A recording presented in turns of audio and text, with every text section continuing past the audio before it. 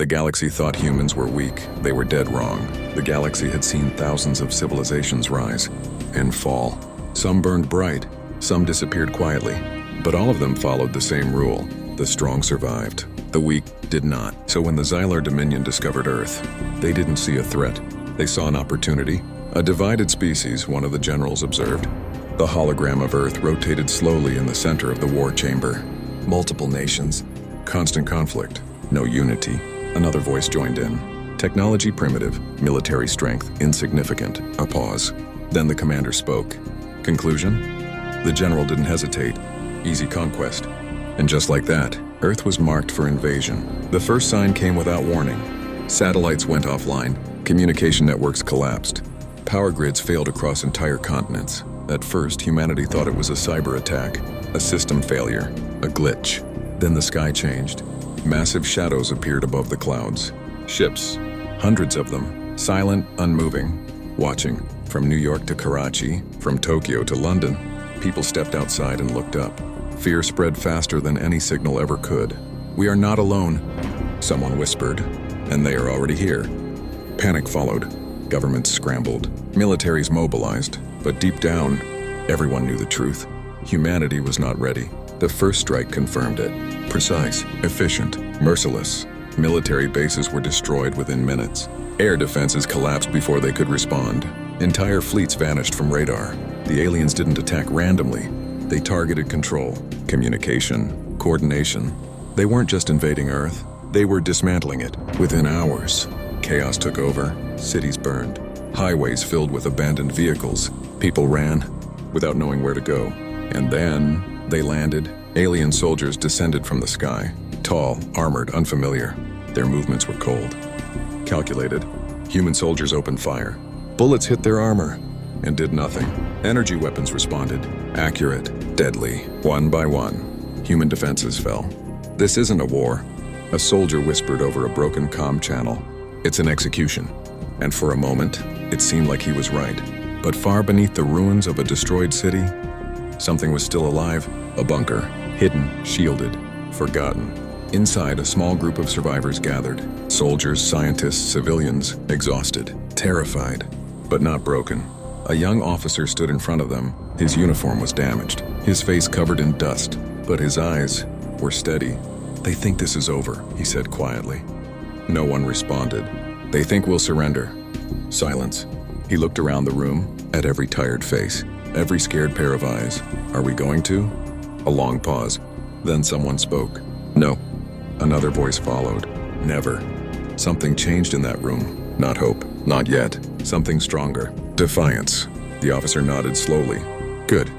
Because above them, the invasion had. Deep beneath the ruins of a shattered city, the bunker hummed with tension. Survivors huddled in the dim light, their faces streaked with dirt and fear. Soldiers, scientists, civilians, each one exhausted. Each one trembling, yet none willing to give up. At the center of the room, the young officer who had inspired their defiance stood tall. His armor was damaged from the surface skirmishes, but his eyes burned with resolve. "They think this is the end," he said. "They think we will surrender." A long silence followed. Then someone whispered, "No." Another voice joined in, "Never." The murmurs spread like wildfire, transforming fear into something stronger. Defiance. Above them, the city was burning. The Xylar Dominion's forces moved with mechanical precision. Their armored soldiers swarmed the streets, energy weapons sweeping every corner. Explosions ripped through buildings, and fire consumed entire neighborhoods. For a moment, it seemed hopeless. Humanity's defenses were scattered. Communications were down. The sky itself had turned black with alien ships. But that moment ended when the first human resistance struck back. A team of engineers had been secretly preparing an experimental weapon, something the Xylar never anticipated. It was a prototype suit not yet tested in combat, powered by an unstable energy core. "Sir, it's not fully operational," the lead scientist warned. The officer's jaw tightened. "We don't have a choice," he replied. The suit deployed, unfolding like liquid metal over his body. Energy crackled across the surface, blue and bright, almost alive. It responded to his thoughts, amplifying his strength, his speed, his reflexes. When he stepped out into the ruined streets, the Xylar forces were unaware of what was coming. The first alien squad appeared around the corner. They raised their weapons, scanning for threats. Then they saw him, One human, alone, standing in the center of rubble. The suit glowed like a beacon. "Target acquired," one soldier said. They opened fire. Bullets and energy blasts struck the armor. Sparks flew, but it barely flinched. He moved, faster than their sensors could track. One soldier fell, then another. Then the entire squad collapsed under precise, unrelenting strikes. For the Xyler, it was incomprehensible. "This is impossible," one general muttered aboard the mothership. "No," the commander said, calm but deadly. "This is evolution." Word spread. Rumors became whispers. Whispers became legends. Across the ruined cities, people began to fight back. Not with advanced weapons, but with strategy, cunning, and courage. They sabotaged alien patrols, hid in tunnels, and struck from the shadows. Everywhere the same message echoed: "We are still here." The Xyler Dominion was unprepared for this. They expected submission, not resistance. Every attack they launched was met with adaptation. Every ambush countered with ingenuity. In Moscow, snipers took positions in frozen skyscrapers. In Paris, civilians detonated traps in the subway tunnels. In Lahore, small squads ambushed alien patrols, disappearing before the enemy could respond. Even the prototypes of human suits began to appear, powered not just by science but by desperation, each one a symbol of defiance, each one a nightmare for the Xyler. Aboard the Xyler mothership, the commander studied the new human tactics. "They are illogical," his strategist reported. "They fight despite losing. They adapt faster than we can anticipate." The commander didn't flinch. He leaned forward, eyes cold. "They are not illogical," he said slowly. "They are dangerous." He zoomed in on a recording. A human soldier dragged a wounded civilian through heavy fire, shielding them with his own body. The aliens' precise weapons tore through the street, but the human did not stop. "They are not fighting to win," the commander said. "They are fighting because they refuse to stop." The Xyler changed tactics. No more mercy, no more warnings. "Destroy everything," the commander ordered. "Burn their cities. Break their spirit." And yet, the more humanity suffered, the stronger it became. Every loss fueled anger. Every setback sparked innovation. Every death inspired the living. In the bunker, the officer prepared the humans for a counterattack. "This isn't about survival anymore," he said. "It's about showing them the cost of underestimating us." The first strike would be small, a reconnaissance team to test Xylar defenses, but soon more would follow. Guerrilla tactics, sabotage, and hit-and-run attacks across the globe. Each step forward was a lesson. Each encounter taught them more about the enemy. Across the planet, resistance cells communicated secretly. Even civilians contributed: maps, supplies, traps, intel. Humans didn't need a unified army yet, they had unity of purpose. The officer put on his helmet, the energy suit thrumming with power. "Remember," he said to the group, "we fight not because we are stronger, but because we refuse to." The night sky over Earth was filled with fire. Alien dropships tore through clouds, sending soldiers into ruined cities. Energy beams carved destruction through streets. The planet seemed on the verge of collapse. And yet, humanity was no longer hiding. From the shadows, the first human squad struck, not with the brute force of armies, but with cunning and precision. They moved silently through rubble, planting explosives in supply caches, sabotaging alien vehicles, and striking patrols before disappearing. Each strike left a message: "We are here.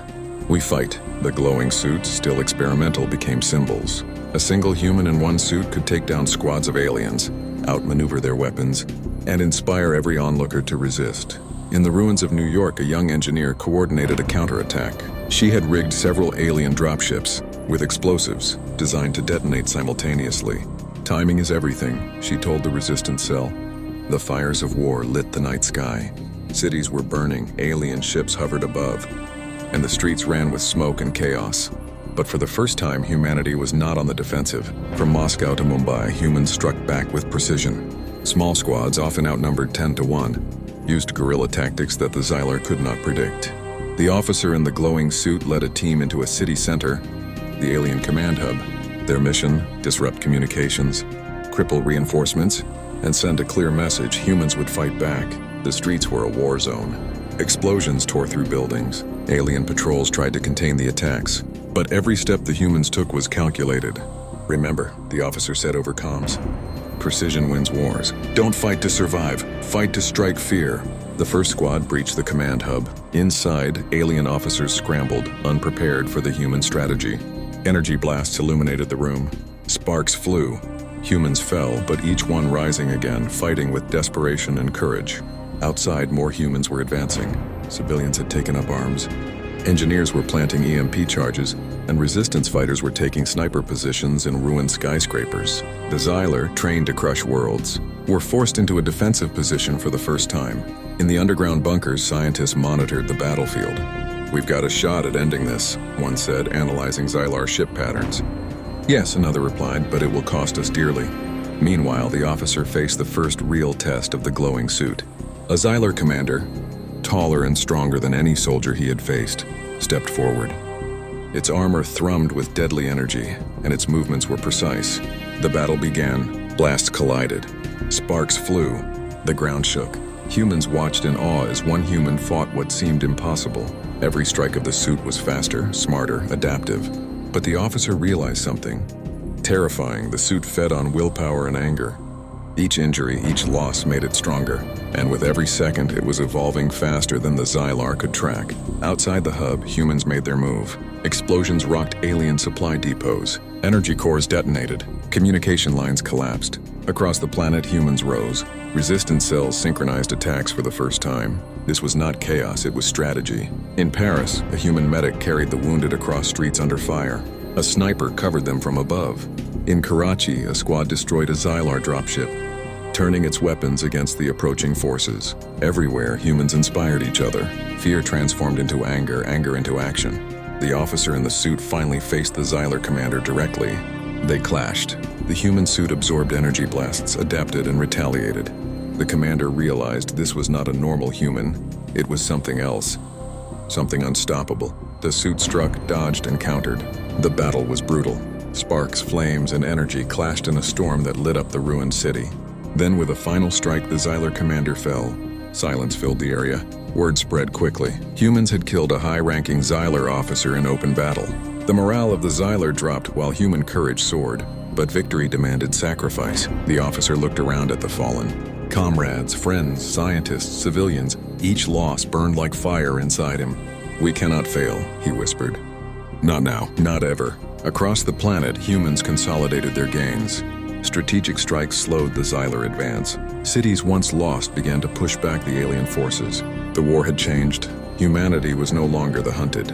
It was the hunter. Above Earth, the Xylar commander's face hardened. "They adapt too quickly," he said. "They are evolving." For the first time, the Xylar realized Earth could not be taken by force alone. Humans did not fight to conquer. They fought because they refused to surrender, and that made them dangerous beyond imagination. The officer removed his helmet. His face was bruised, bloodied, exhausted, but his eyes shone. "Tell them," he said to the surviving squad. "This is only the beginning. They wanted to break us, but we rise stronger every time." And from the ruins, humanity answered. Not with fear, not with surrender, but with fury. The tide had turned, and the galaxy would never forget the night humanity stood and fought, and refused to die. The horizon burned with fire and smoke. Alien ships dominated the skies, but Earth's defenders had learned. Humanity had grown stronger, smarter, more cunning with every strike. The officer in the glowing suit stood at the forefront of the human army, surrounded by soldiers, engineers, and civilians who had taken up arms. Their faces were tired, bruised, but unbroken. "This is it," he said. "They expected us to fall. They expected fear, but they underestimated one thing." He paused. "We are human. We do not surrender." Above, the Xylar mothership released its full assault. Entire cities trembled as alien soldiers poured out. Massive energy beams cut through skyscrapers. Fire consumed streets and chaos erupted everywhere. And yet, humanity did not break. From New York to Mumbai, London to Tokyo, humans struck back in synchrony. Guerrilla tactics, EMP traps, improvised weaponry, and sheer willpower overwhelmed the alien forces. Every squad moved with purpose. Every strike was deadly. Every human fought not for conquest, but for survival. The officer led a charge toward the central alien command hub. The glowing suit responded to his thoughts, amplifying every movement, every strike. He cut through the alien lines like a storm, his team following. Explosions erupted behind them. Alien energy shields collapsed under human ingenuity. Humans fought as one organism, coordinated, relentless, unstoppable. In orbit, human engineers launched the final counterattack. A fleet of modified spacecraft, armed with energy disruptors designed to cripple the Xylar ships. The sky erupted as the first mothership was hit. cascading energy explosions across the fleet. On the ground, the officer faced the Xylar. Commander once more, the alien, mastermind behind the invasion. They clashed in the ruins of a city, metal and energy colliding. Sparks flew, concrete shattered, and the air crackled with power. The commander underestimated one thing: humanity's will. Every strike the officer made was fueled not just by strength, but by defiance, courage, and the memory of every fallen friend. With one decisive blow, the Xylar commander fell. Silence followed. Their leadership broken, the alien forces faltered. Across Earth, humans pressed forward. The tide had shifted. What was once impossible became reality. Cities were retaken, alien soldiers surrendered or fled, and the surviving humans celebrated cautiously, knowing the battle had cost many lives, but hope had returned. The officer removed his helmet, his face scarred and tired. He looked across the battlefield, seeing soldiers helping civilians, engineers salvaging equipment, and children waving handmade flags of victory. "We did not win because we were stronger," he said softly. "We won because we refused to die, refused to surrender, and refused to accept defeat." Above Earth, the remaining Xylar ships fled into space. The galaxy had witnessed something unprecedented. A species that defied logic, that thrived despite adversity, that fought not because they were perfect, but because they were human. In the weeks that followed, Earth rebuilt. Nations united. Survivors shared knowledge, stories, and memories of courage. Humanity had faced extinction and emerged stronger, wiser, and united. The legend of the glowing suit spread, but it was never about one soldier. It was about all of humanity. From the ashes of destruction rose a planet that would never again be underestimated.